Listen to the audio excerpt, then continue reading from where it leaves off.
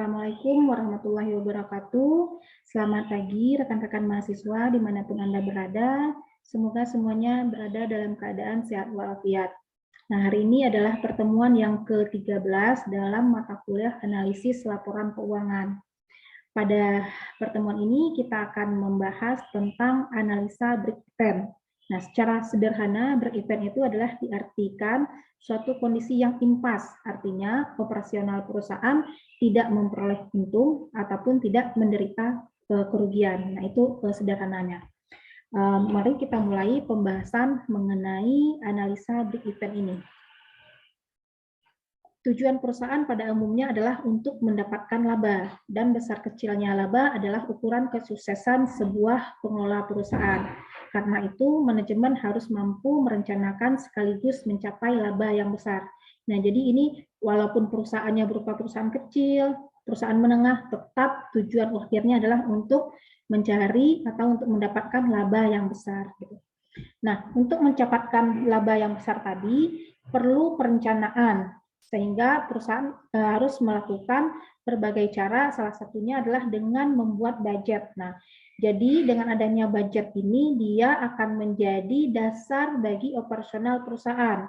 Karena pada budget itu akan dibuat secara rinci perencanaan suatu produksi, yang meliputi misalnya berapa jumlah barang yang akan diproduksi, lalu berapa tingkat harganya, berapa biaya tetapnya yang akan dikeluarkan, berapa biaya variabel yang akan dikeluarkan, lalu harga jualnya berapa, dan kapasitas produksi perusahaan itu berapa. Nah, jadi dengan adanya budget yang terperinci itu, perusahaan dapat melakukan suatu simulasi.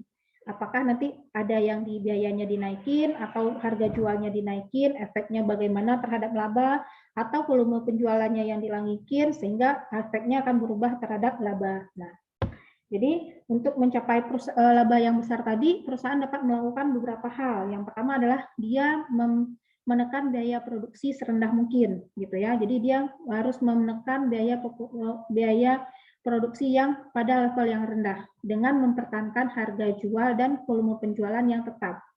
Yang kedua, menentukan harga jual sedemikian rupa sesuai dengan laba yang dikehendaki. Jadi berdasarkan budget tadi, dia dapat mensimulasikan perubahan-perubahan harga jual. Lalu yang ketiga adalah meningkatkan volume penjualan sebesar mungkin. Jadi di ini juga kalau misalnya kapasitas produksinya atau kapasitas perusahaannya masih memungkinkan, berarti perusahaan dapat meningkatkan volume penjualan mendekati atau mencapai pada suatu titik di mana volume produksinya itu sama dengan kapasitas pabrik yang digunakan, seperti itu. Nah, ketiga langkah di atas tidak dapat dilaksanakan secara terpisah karena ketiga faktor tersebut saling berhubungan. Karena itu, penggunaan budget akan lebih baik jika disertai teknik analisa lain, yaitu seperti analisa break-even point. Nah, break-even point ini adalah dapat diartikan suatu keadaan di mana dalam operasi perusahaan tidak memperoleh laba ataupun tidak menderita kerugian. Nah, itu yang break-even. Analisa break-even ini tidak hanya semata-mata untuk mengetahui keadaan perusahaan yang break-even saja, tetapi analisa break-even mampu memberikan informasi kepada pimpinan mengenai berbagai tingkat volume penjualan serta hubungannya dengan kemungkinan memperoleh laba menurut tingkat penjualan yang bersangkutan. Jadi yang tadi sudah saya katakan bahwa dengan adanya dasar budget itu, jadi perusahaan bisa melakukan simulasi-simulasi untuk mencapai tingkat laba yang kita kehendaki, seperti itu.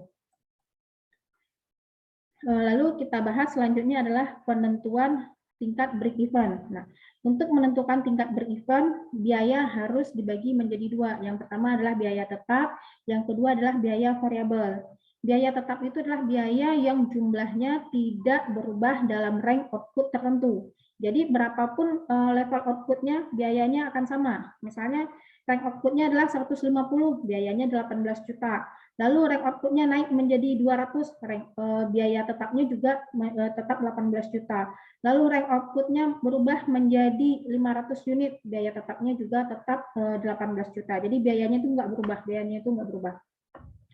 Lalu yang kedua adalah biaya variabel. Nah, biaya variabel ini adalah total biaya yang naik dan turun sehingga sebanding dengan hasil produksi atau perusahaan.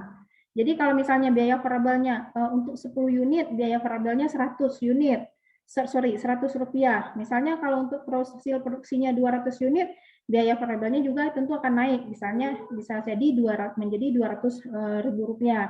Lalu kalau misalnya biaya produksinya naik menjadi 300 unit, biaya variabelnya juga akan naik lagi menjadi katakanlah 350. Jadi kenaikannya itu tergantung dari naik besarnya kenaikan dari jumlah atau hasil produksi yang dilakukan gitu. Oke, selanjutnya kita lihat contoh soal. Ini diketahui data-data keuangan dengan kapasitas produksi perusahaan adalah 240 satuan. Ini adalah budget untuk tahun 1979 ya. Budget penjualannya adalah 200.000 satuan dengan harga jual per satuannya adalah 250. Sehingga budget penjualannya adalah 50 juta. Lalu biayanya dibagi dua, biaya tetap, biaya variabel. Di sini ada biaya langsung, itu masuk ke biaya variabel sebesar 9 juta. Biaya bahan langsung ya, maksud saya 9 juta. Lalu ada biaya tenaga kerja, itu masuk ke biaya variabel sebesar 10 juta. Lalu ada biaya overhead. Biaya overhead pabrik ada yang biaya tetapnya 7 juta dan biaya variabelnya 3 juta. Lalu ada biaya administrasi, biaya tetapnya 6 juta, biaya variabelnya adalah 1 juta.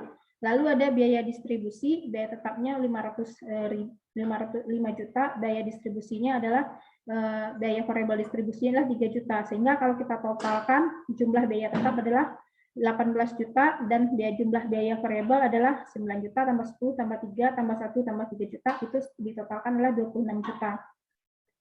Sehingga totalnya adalah 18 juta ditambah 26 juta sama dengan 44 juta.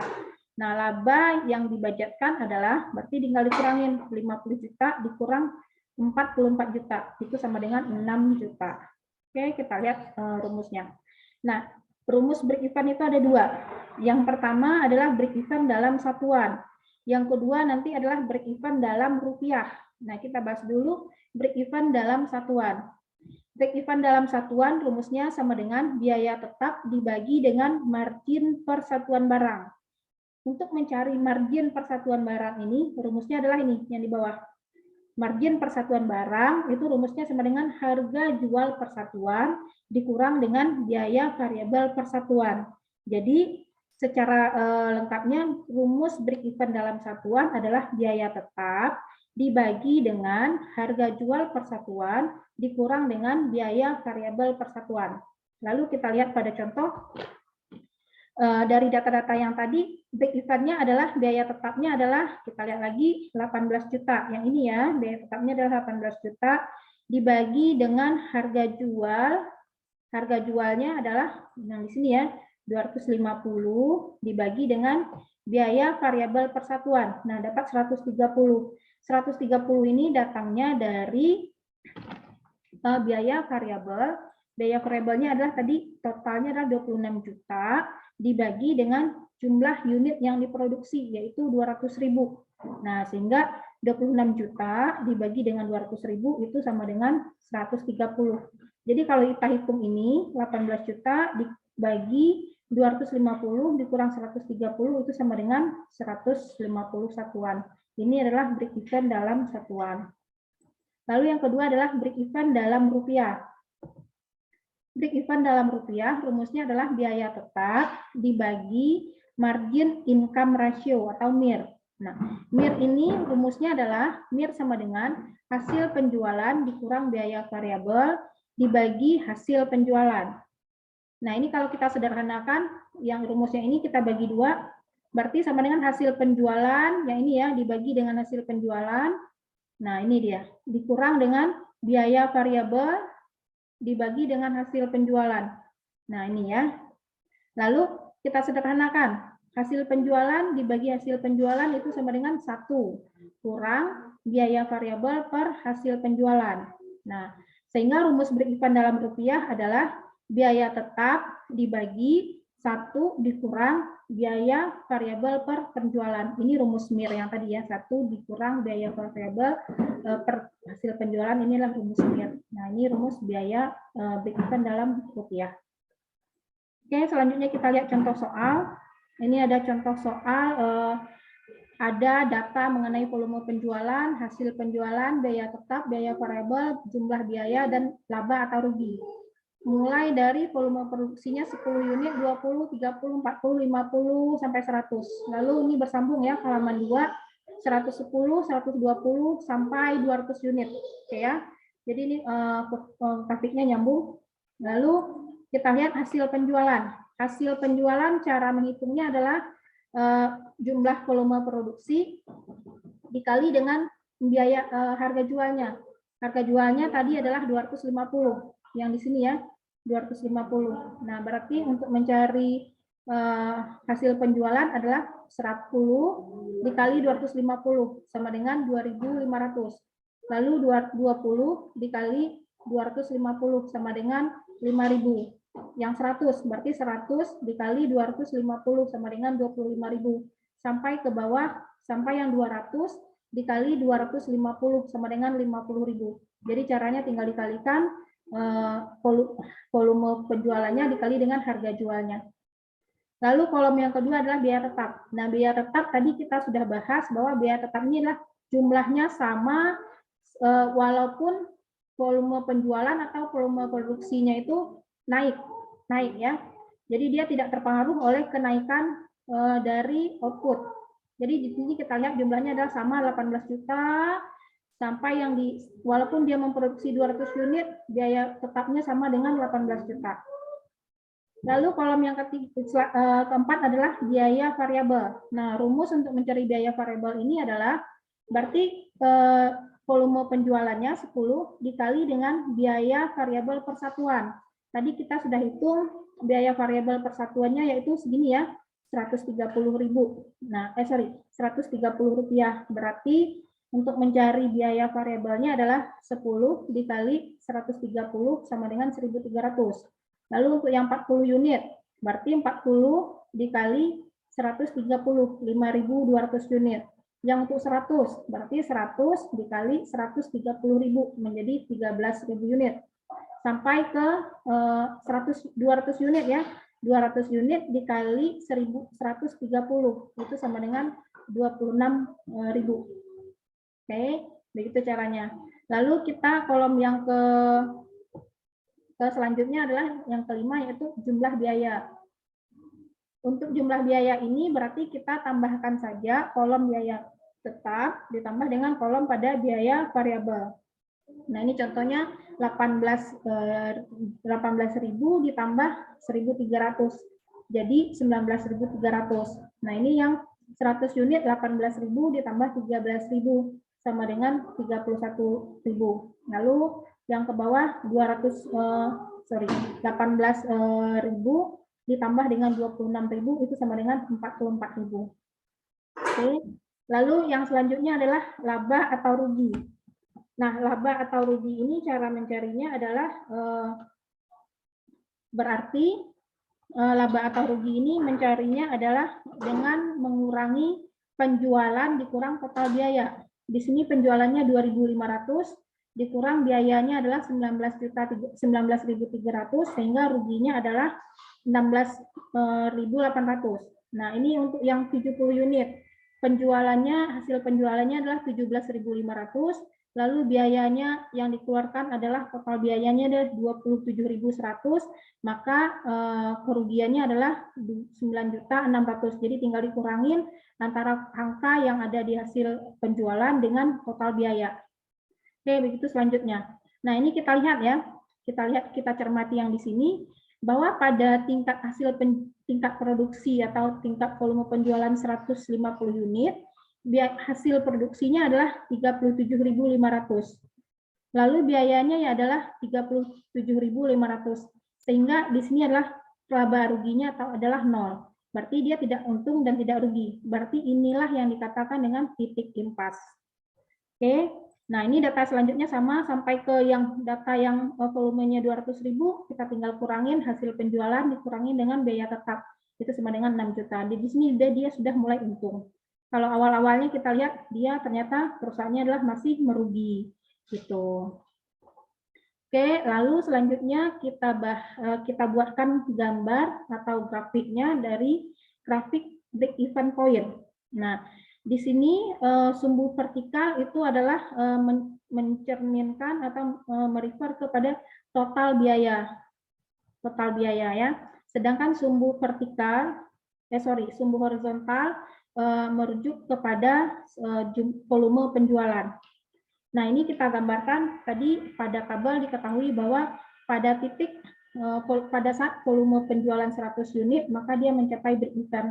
Kita tuliskan di sini 150, dia mencapai break even, kita tarik ke atas kira-kira sebesar sini ya, di mana biaya total biayanya sekitar 37.500 ya. Oke, nah total biayanya 37.500 kira-kira di sini ya, kira-kira di sini, dan volume produksinya adalah 150 di sini ya, 150. Nah, inilah titik break even. Lalu yang garis merah itu adalah biaya tetap. Biaya tetap itu adalah 18.000 tadi ya. Jadi berapapun level outputnya, mau dia 10, mau dia 30, sampai bahkan dia sampai nanti 200, biayanya tetap sama yang dikeluarkan, yaitu sebesar 18 juta tadi ya. Nah, lalu biaya yang garis merah ini, perhatikan garis merah ini adalah garis yang menunjukkan hasil penjualan. Nah, misalnya tadi penjualannya 10, volumenya 10, hasil penjualannya adalah 2.500. Jadi kita plotkan satu-satu ke sini, ke angka-angka yang di sini. Sehingga diperolehlah suatu garis yang seperti di garis merah ini. Lalu garis hijau ini adalah, perhatikan garis hijau. Garis hijau ini merupakan jumlah biaya ya, merupakan kolom jumlah biaya yang ini. 19.000, 20.600. Nah, jadi kita plotkan satu-satu. Pada saat dia 10.000 unit, jumlah biayanya adalah 19.300. Jadi kita masukin satu-satu. Nah, ini 19.300 kira-kira angkanya di sini. Lalu pada saat dia 30 unit, jumlah biayanya ada 21.900. Ini kita 30 unit sekitar 21.900. Nah, kira-kira di sini. Jadi kalau semua angkanya sudah kita plot satu-satu, nanti kita hubungkan sehingga kita peroleh garis yang berwarna biru yang hijau toska ini. Garis yang warna toska ini. Nah, inilah biaya grafik jumlah biaya. Nah, kita lihat di sini. Kita lihat di sini. Nah, di sini tadi enggak titik break even ya. Lalu kita lihat di sini. Ini yang di atas garis warna hijau toska ini itu merupakan daerah laba.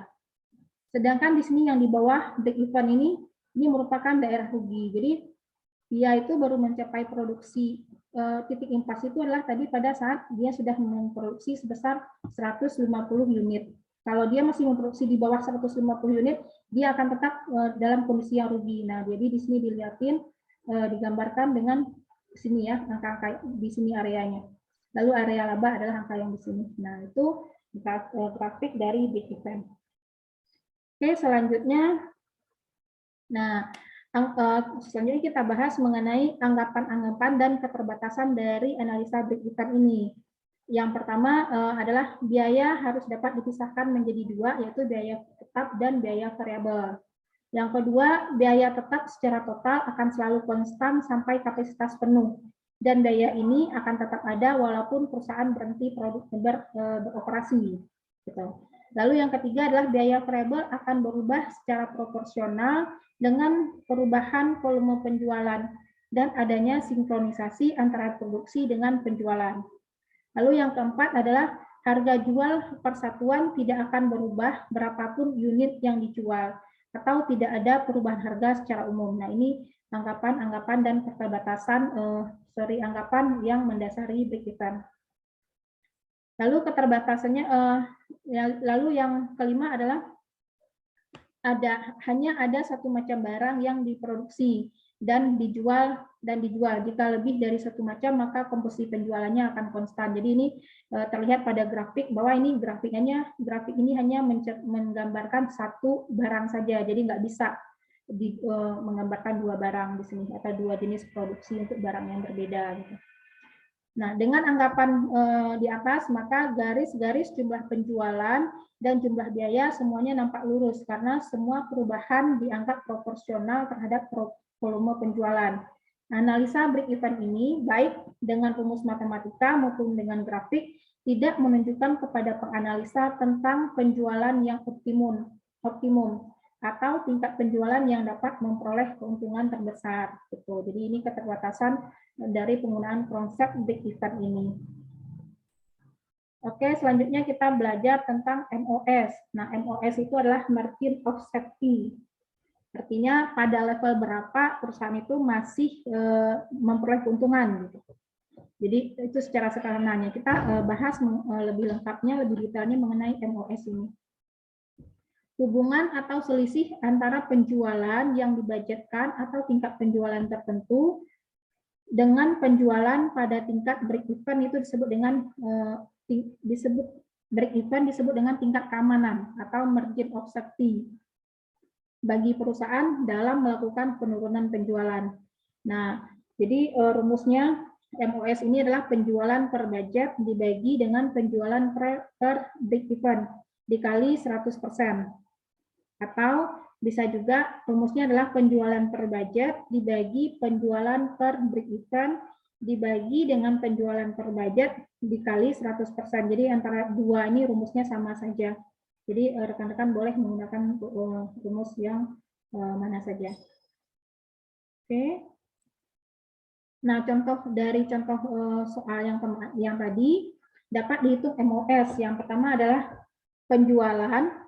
Di sini ya rumus kita pakai rumusnya ini, penjualan per budgetnya adalah penjualannya adalah 50.000 dibagi dengan penjualan per break even. Penjualan per break even itu tadi 37.500 ya. Di sini angkanya di sini ya 37.500 ya, karena ini dalam ribuan jadi kita tulisnya 37.500. Kalau dibaca sebenarnya adalah inilah 37.500. Oke, kita masukin ke rumus yang ini. Nah, itu dapat dikali 100% sama dengan 133%. Oke, bisa juga kita cari dengan rumus yang kedua adalah penjualan dikurang penjualan per break even dibagi penjualan dikali 100%. Nah, ini penjualannya adalah 50 juta dibagi penjualan per break even adalah 37.500 dibagi dengan penjualan 50 juta dikali 100% itu sama dengan 25%. Nah, artinya apa? Artinya ini artinya ya, tingkat penjualan perusahaan tidak boleh turun lebih dari 25% dari penjualan yang direncanakan atau 33% dari tingkat penjualan break even yang telah ditentukan agar tidak mengalami kerugian. Jadi analisa break even ini berapa sih banyaknya tingkat produksi kita atau berapa sih tingkat penjualan boleh turun supaya perusahaan tidak mengalami kerugian gitu. Jadi berdasarkan hitung-hitungannya, jadi perusahaan penjualannya itu nggak boleh turun di bawah 25% gitu. Nah, margin of safety penjualan tersebut dapat dinyatakan dalam hasil penjualan ataupun satuan penjualan untuk tahun 1979. Berarti kalau kita carinya ya, cari berapa unit sih volume penjualannya gitu. Berapa unit sih satuan penjualannya. Jadi kita tinggal kalikan.